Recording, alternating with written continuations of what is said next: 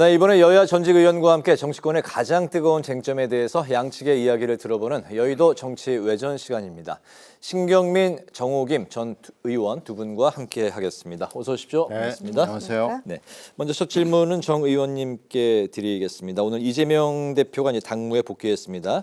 흉기 피습을 당한 지 이제 15일 만인데 그 2주 동안에 참 민주당은 많은 변화가 있었고 또 많은 일을 겪었습니다. 이제 원칙과 상식 3인방과 이낙연 전 대표 탈당, 신당 선언이 있었고 또 제3지대가 이제 급물살을 타고 있는 현 시점에서 오늘 이재명 대표가 이제 복귀하면서 첫 일성이 정권 심판 그리고 당 통합이었는데요.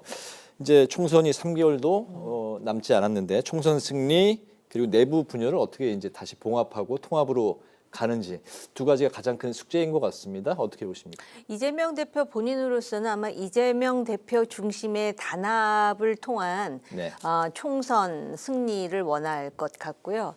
만약에 그런 그 원칙과 상식이라든지 이낙연 전 대표의 탈당 그리고 신당 창당 움직임이 없었다면은 아마 그렇게 복귀를 15일 만에 하지는 않았을 것 같거든요. 그런데 이제 일성이 바로 그거잖아요. 정권 심판이다. 그러니까는 요번에 그 정권 심판의 그 분위기를 한껏 띄우겠다. 근데 사실 조금 스타일을 구기긴 했죠. 바로 그 전에 정성호 의원과의 문자 메시지를 통해 가지고 실제로 현근택 변호사의 성희롱 문제가 오히려 도드라지면서 이재명 대표가 시스템 공천을 한다 그러면서 실제로 자기 위주로 하는 것이 아니냐.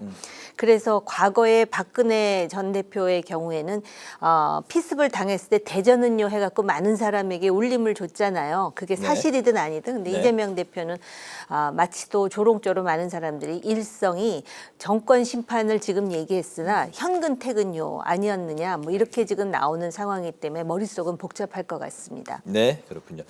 신 의원님께는 이 질문을 이제 드리겠습니다. 원희룡 장관이 어제 인천 계양을 출마를 이제 사실상 뭐 선언한 셈이 이제 됐습니다. 이재명 대표 총선 출마가 아직 확정이 되지 않은 이제 상황인데 어쨌든 먼저 네 위에 올라와라 인천 계양을 그 선언을 했습니다. 명령 대전이 실제 성사될 가능성 어떻게 보세요? 가능성은 현재로서는 반반이죠. 이게 왜 그러냐면요. 지난번에 재보궐선거를 했을 때 이재명 대표가 대선에서 막 떨어지고 왔잖아요. 그리고 그 자리에 그 상대방으로는 윤영선 대표라는 지역에서는 알려져 있으나 전국적으로는 전혀 네임밸류가 없는 의사 출신이 출마를 했거든요. 그런데 뚜껑을 열어보니까 물론 재보궐선거라는 한계는 있지만 투표율은 굉장히 높았습니다. 그런데 55대 44로 이겼어요. 그러니까 두 사람 사이의 차이가 이제 10%를 넘어섰으니까 사실 압승이라고 표현할 수 있는데 보통의 경우에는 압승이죠. 근데 상대는 내과 의사 출신이고 이재명 대표는 대선 후보잖아요. 그러니까 정말로 압승이라고 그런다면 55보다는 좀 더 나왔어야 되는데 이게 그 당시에 평가를 보면은 이겼는데 압승이라고 얘기하기는 조금 그렇다라는 평가가 있었어요. 그만큼 지역에서의 평가의 어떤 한계점을 보여줬습니다. 왜 그러냐면 그 전에 송영길 후보가 당선됐을 때 58%로 이겼거든요. 그때도 윤영선 후보가 나오고 또 다른 후보들이 좀 있어가지고 사실은 양자 대결로 붙었으면은 송영길 후보가 60%를 훌쩍 넘었어야 되거든요. 그러니까 이렇게 따지면 그렇게 엄청나게 좋은 성적표다라는 건 아니었거든요. 그러니까 이제 이게 하나 깔려 있고요. 이 대표가 일단 공천을 끝내고 나서는 전국 선거를 지휘를 해야 되는 입장에서 어떻게 보면 빅매치가 성사가 되면 이게 꾸려나갈 수 있느냐라는 약간의 저하는 그런 분위기가 있어요. 그래서 명룡대전이 성사될 것이냐에 대해서 그렇다라고 얘기하는 분위기는 아니에요. 그렇게 따지면 안 될 수도 있어요. 그러면 이게 퍼센티지로 우리가 얘기할 수 있는 건지는 모르겠습니다만은 가능성은 있으나 안 될 가능성도 좀 있다. 이렇게 얘기하는 게 지금 정확한 진단입니다. 알겠습니다. 안 된다면 뭐 비례대표나 타 지역으로 출마할 가능성 두 가지 다 열려 있는 상황인 거죠? 그렇죠. 알겠습니다. 한동훈 국민의힘 비상대책위원장이 신년 인사 겸 전국을 이제 한 바퀴 돌았습니다. 서울을 마지막으로 이제 다 끝냈는데요. 정치 개혁 공약을 이제 그동안 내놓으면서 민주당을 계속해서 이제 압박을 하고 있습니다. 그동안 이제 크게 4가지 개혁 정책을 내놓았는데 국회의원 불체포 특권 포기, 또 금고형 이상을 받으면 세비를 이제 반납할 것, 귀책 사유가 있으면 재보궐에는 국민의힘은 공천을 포기할 것, 그리고 어제는 국회의원 이제 의석 수를 300명에서 250명으로 감축하겠다. 이제 물론 이제 총선에서 이제 승리하면 전제 조건이 달리긴 했습니다만 이런 그 한동훈 표 정치 개혁 공약 과연 이번 총선에서 어떤 그 표심으로 연결될 수 있을지, 어느 정도의 이게 좀 영향을 줄 수 있을지, 예, 신 의원님. 이게요, 국회의원 불체포 특권 포기에 대해서는 이제 영장실질심사제가 도입된 이후 네. 꾸준히 문제 제기가 있었어요. 근데 이건 이제 헌법을 고쳐야 된다는 한계는 있습니다만은 이건 어떻게 보면 여야에 별로 이견이 없습니다. 이건 해야 된다는 것이고요. 이번에 어떻게 될지 모르겠습니다만은 만약에 국회 구도가 바뀐다면은 이건 아마 어떻게든지 실현될 거예요. 이건 한동훈 비대위원장이 약속 안 해도 이건 될 거고요. 네. 금고형 이상 세비 반납도 이게 꾸준히 나왔던 문제예요. 근데 이게 무죄 추정의 원칙 때문에 좀 어려운 점이 있었어요. 네. 이것도 전혀 새로운 얘기는 아닙니다.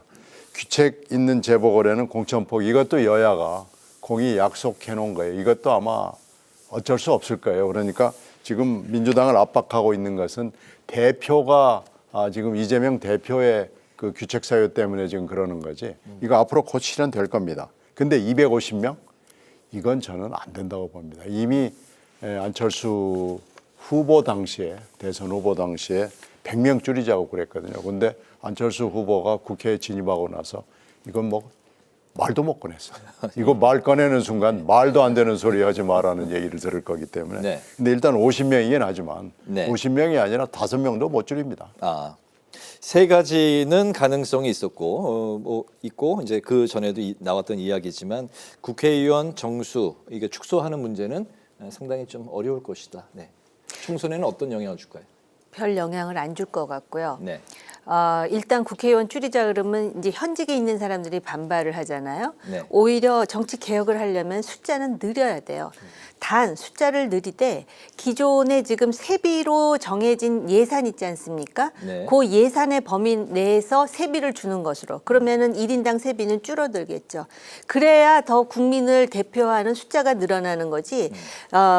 언뜻 보면은 국회의원들이 잘 못하고 정치 혐오가 크니까 줄여버리자 그렇게 하면은 효과가 있을 것 같지만 숫자가 줄어들수록 그들의 특권이라든지 입지라든지 영향력은 더 커질 수밖에 없는 거예요. 네. 그렇기 때문에 국회의원들이 가지는 실질적 특권을 내려놓게 만들어야 돼요. 그게 바로 세비를 줄인다든지. 그리고 그거 아십니까? 우리는 회기, 정기 회기든 임시 회기든 회기가 끝나고 인터벌 간극이 있으면 전부 해외로 나가거든요. 저는 전 세계의 국회의원들 중에 그렇게 해외로 많이 나가는 국회가 있는지 잘 모르겠어요. 네. 그런 식의 어떤 특권들, 말을 하지 않지만 국회의원들이 별로 내려놓고 싶어 하지 않는 그런 거를 내려놓는 것이 맞고, 국민의 대표성을 생각한다면은 오히려 숫자는 늘려야 된다라는 점에서, 그리고 지금 공약을 내세울 때 정치 개혁이기 때문에 그렇기는 하나, 일단 그 당 대표 즉 비대위원장으로서 민생과 관련한, 그리고 유권자의 가슴에 확 박히는 그런 공약이 나와야 될 거라고 봐요. 네, 알겠습니다. 한동훈 표 정치 개혁의 이제 큰 줄기로 4가지의 공약이 뭐 크게 표심을 자극하고 바람으로까지 연결되지는 않을 것 같다고 이제 그 차원에서 말씀을 해주셨습니다. 신 의원님께 꼭 이 질문을 드리고 싶었는데요. 네. 민주당은 이제 탈당을 하셨습니다. 이낙연 전 대표 새로운 미래에 이제 합류를 하셨는데요. 발기인이 이제 알려진 바로 이제 3만 명. 그리고 이제 이낙연 전 대표가 이제 새몰이에 나서면서 이준석 전 대표와의 이제 합류 가능성에 대해서 이제 언급을 했고요. 그런데 정작 그 이준석 전 대표가 좀 거리를 두고 있는 그 모양새로 좀 비춰집니다. 이낙연 전 대표가 이제 빅텐트에 언급을 했을 때 이준석 전 대표가 바람막이를 할 수 있는 큰 집을 짓는 게 더 중요하다. 그리고 개혁 정책이 연대보다 더 우선이고 이낙연 전 대표가 불출마를 선언한 상황에서 험지에 그렇게 좀 직접 나서는 네. 총선에 출마하는 모양새를 보여야 된다. 이게 연말까지만 해도 이준석 전 대표가 러브콜을 보냈고 이낙연 전 대표가 좀 거리를 두는 모양새인데 최근에 좀 기류가 좀 바뀌는 것 같은 그런 느낌마저 드는데요. 새로운 미래는 좀 어떤 입장일까요? 일단 뭐 열린 자세로 임하고 있는 건 뭐 똑같고요. 뭐 예전이나 지금이나 뭐 이 자세는 틀림이 없고요. 네. 그 발기인 3만 명 얘기를 하셨는데 이게 오프라인으로는 1,700명 정도였어요. 네. 근데 온라인으로 열어놨더니 이게 뭐 갑자기 이렇게 많은 분들이 발기인을 하겠다. 이게 이제 당원으로 연결이 되거든요. 네. 근데 별도의 절차를 거쳐야 당원이 됩니다. 근데 하여튼 이렇게 돼서 저희도 사실 깜짝 놀랐습니다. 이게 온라인을 열어놓은 순간 뭐 하루에 10,000명도 넘는 분들이 몰려오는 날이 있었어요. 네. 그래서 이 대부분들이 젊은 분들입니다. 그리고 여성들이 많습니다. 그래서 그 분석을 보고 저희들이 약간 좀 고무받은 측면이 좀 있고요. 네. 그래서 지금 이 문제, 금방 말씀하신 이준석 전 대표와의 문제에 대해서는 하여튼 열린 자세 그리고 유연한 자세를 유지하는 건 맞고요. 그리고 뭐 여러 가지 방법이 있죠. 합당을 하는 방법도 있고 선거연대를 하는 방법이 있고 선택적 정책연대를 하는 방법, 전면적 정책연대를 하는 방법 뭐 이런 몇 가지 형태가 있고 시기에 따라서 당을 만들고 나면은 이제 합당 절차가 굉장히 복잡합니다. 그래서 그 전에 할 수 있는 거, 그 이후에 할 수 있는 것들이 좀 제한적인 건 있는데요. 일단은 이준석 대표의 지지 세력이 아무래도 영남 쪽이 많을 거 아니겠어요. 네. 그리고 이낙연 전 대표의 지지 세력은 호남 플러스 수도권이거든요. 그래서 이런 지지 세력들의 어떤 그 차이, 아직도 우리나라에는 뭐 정치인들이 아무리 소리 질러도 네. 그 지역 기반이 있거든요. 영호남 차이. 네, 그래서 이제 이것 때문에 그러는데 하여튼 어떤 것이 그래도 이 양당 구조를 타파하는데 좋은 것이냐라는 걸 판단하는 게 저는 기준이 된다고 봐야 되는데요.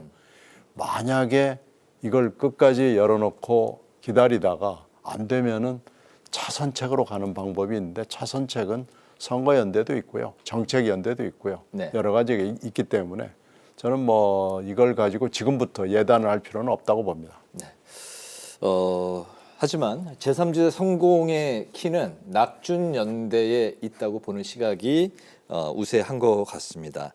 좀 이제 파격적이어야 연대가 가능하다. 이준석 전 대표가 어쨌든 이제 좀 거리두기를 하고 있는 그런 상황이고, 그 이낙연 전 총리는 뭐 거리는 두 사람 간의 거리는 뭐 실개천이다. 뭐 좀 보는 시각이 좀 다른 것 같은데요. 좀 신경전을 비춰집니다. 왜 그런 걸까요?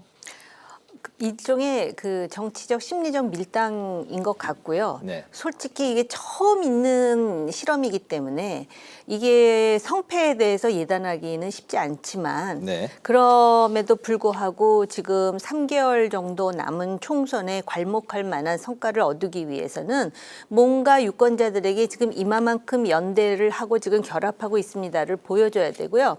이게 또 한참 그 좀 뛰어넘는 얘기긴 하지만은요.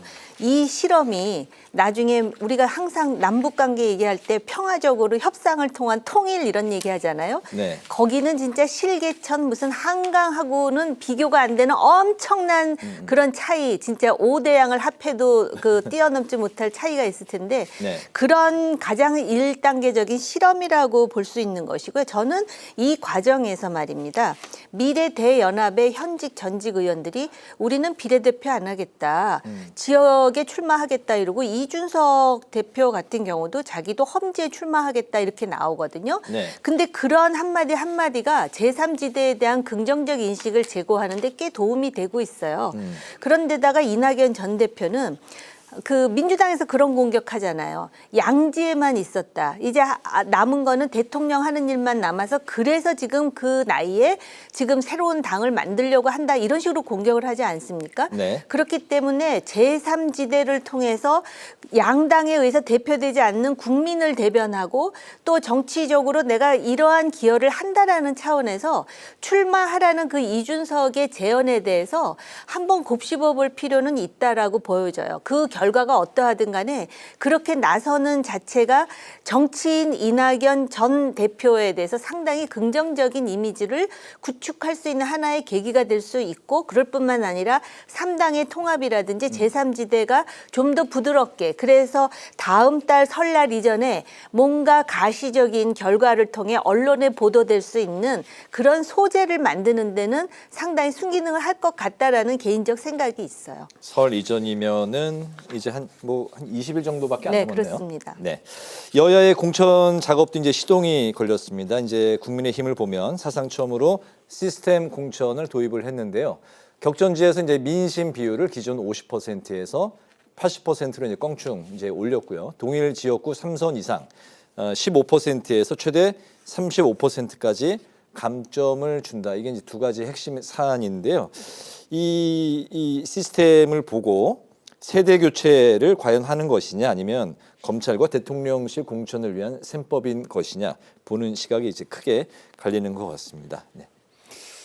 이게 지금 여러 가지 소문들 중에 이제 맞아 떨어지는 것 중에 하나는 국힘당의 경우에 영남 의원들은 지금 현재 영남 현역들은 거의 다 교체한다. 그리고 다선 의원들도 거의 다 교체한다. 네. 라는 소문이 꾸준히 있었고 그거에 대해서 국힘당 관계자들은 그 사이에 펄쩍 뛰었거든요. 네. 근데 이걸 이번에 이제 시스템 공천이라고 사실되는데 이 퍼센티지는 굉장히 파격적인 건 맞아요. 근데 이제 이 민심 비율을 이렇게 높인다는 건 여론조사를 통해서 한다는 건데 정당의 여론조사를 저는 그게 어느 당이든지 간에 얼마나 믿어야 되는지 저는 잘 모르겠어요. 네. 근데 이 퍼센티지를 올린다는 건 파격적인데 그러면 정당의 여론조사를 정말 객관적이고 중립적으로 엄숙하게 할 수 있는 것이냐라는 건 저는 자신할 수가 없습니다. 이렇게 따지면 지금까지 아까 제가 말씀드렸던 두 가지 소문, 영남 물갈이, 다선 물갈이는 거의 맞아 떨어지는 거 아니냐. 근데 이제 물을 가는 건 뭐 좋은데 항상 물갈이 얘기 나오죠. 그 물이요, 맑은 물이 들어오는 경우를 저는 좀 본 적이 없어요. 항상 보면 구정물 내지는 어떤 경우에는 폐수가 들어오는 경우도 있고 그래서 네. 저는 이 부분에 대해서는 그 사이에 돌아다녔던 여의도의 소문들이 점점 맞아떨어지는구나. 결국 실체가 이번에 드러났구나라고 생각을 합니다. 그래서 정말로 객관적으로 엄숙하게 이 공천이 진행될 수 있을 것인가는 좀 뚜껑을 열어봐야 되겠습니다. 알겠습니다. 민주당 상황으로 이제 가보겠습니다. 정 의원님께 이제 질문을 드리겠는데요. 민주당이 이제 20일까지 후보자 공모를 받고 다음 달 초, 2월 초에 컷오프 대상을 이제 확정할 걸로 알려졌는데 예비 후보 심사를 놓고도 벌써부터 이제 좀 여러 가지 잡음이 나오고 있습니다. 범죄자도 아닌데 나는 왜 컷오프 됐냐 뭐 이런 목소리까지 이제 나오고 있는데 친명 공천 논란 이게 뭐 해소가 될 수 있을까요? 이게 이재명 대표한테는 어쨌든 가장 큰 뭐 숙제인 것 같습니다.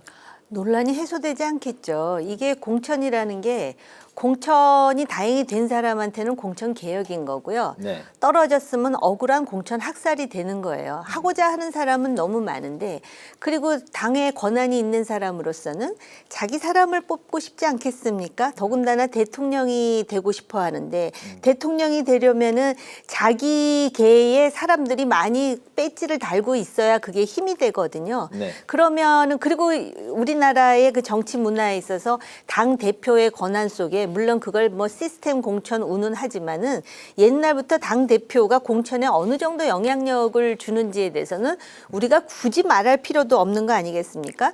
그러다 보니까 내가 친명은 아니었는데 예비 후보로서 부적격으로 떨어졌다 그러면 이거는 검증이 자체가 지금 농단을 하겠다라고 저항하지 않겠습니까? 앞으로 이런 일이 굉장히 많을 거예요. 그런데 이게 시끄러워지잖아요. 네. 그러면은 공천을 주더라도 나중에 총선 선거 결과에 영향을 영향을 줄 수 있어요. 그러니까는 유권자가 볼 때 저런 그런 파동이 있음에도 불구하고 대체로 공정하게 공천이 이루어졌다라는 인식을 주지 못하면 그러니까 인식이라는 게 정치권에서는 사실보다 더 중요합니다. 그런데 지금 벌써부터 이런 얘기가 나오고 또 객관적으로 보도되는 거 보면은 비명계인 사람은 무슨 어떤 그 기소가 되거나 재판이거나 재판 중인 것도 아닌데도 불구하고 전부 부적격으로 떨어지고 친명계라고 할 수 있는 사람들은 어떤 이유로든 일단 1차 관문을 통과하고 막 그러잖아요. 그러니까 아마 상당히 시끄럽지 않을까 싶어요, 양당이. 네네. 알겠습니다. 그 국민의힘 공천 관련해서 좀 덧붙여서 하실 말씀 있으시면은 들어볼까요? 네, 아까 말씀하신 그 수치 있잖아요. 네. 복잡하게 했는데 재미있는 사실 몇 가지만 소개를 해드리자면 그중 다선인 주호영 의원이 있잖아요. 네. 주호영 의원은 지난번에 지역구를 대구 수성 갑에서 을로 옮겼어요. 네. 그래서 3선 이상에 해당이 되질 않아요.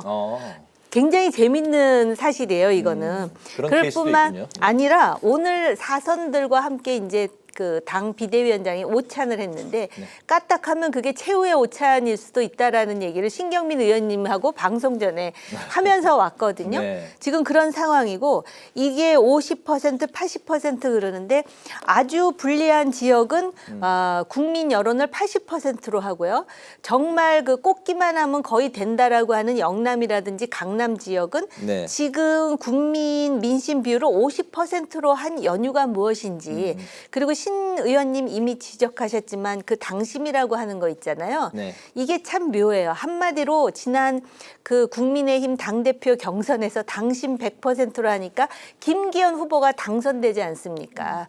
이게 오늘날의 한국 정당의 현실에 제가 디테일하게 말씀을 드리지 않아도 대충 감은 잡으시리라 봅니다. 알겠습니다.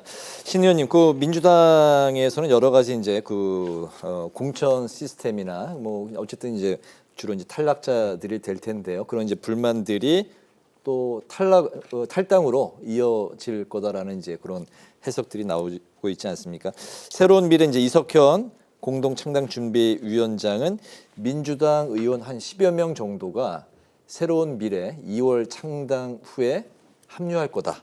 합류할 수 있다. 이런 이제 언급을 했는데 향후에 이제 그 지금 현재 그 현역 의원의 새로운 미래의 합류 가능성 또 이제 규모 좀 어떻게 보십니까? 일단은 지금 하위 그 20% 어떤 사람은 30%라고 얘기를 하는데 네. 하위 20%는 개인 통보는 이제 거의 된 거죠. 원래는 연말쯤 통보가 되는데 지금 이 수순위 절차가 좀 많이 늦어졌습니다.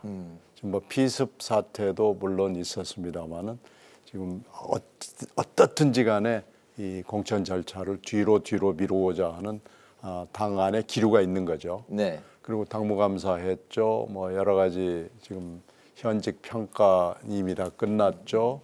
그리고 나서 지금 그 후보 자격 검증위원회를 했죠. 그래서 후보 자격 검증위원회에서 지금 여러 가지 얘기가 나온 거 아니에요. 근데 후보 자격 검증위원회에서 일반에 보도는 안 됐지만은 후보 자격 검증으로 도저히 가를 수 없는 결론을 낼 수 없는 그런 부류도 있습니다. 그건 이제 공관위로 공심위로 넘어갑니다. 그런데 네. 공심위에서 후보 자격 검증까지 포함을 해서 같이 판단을 하는 거죠.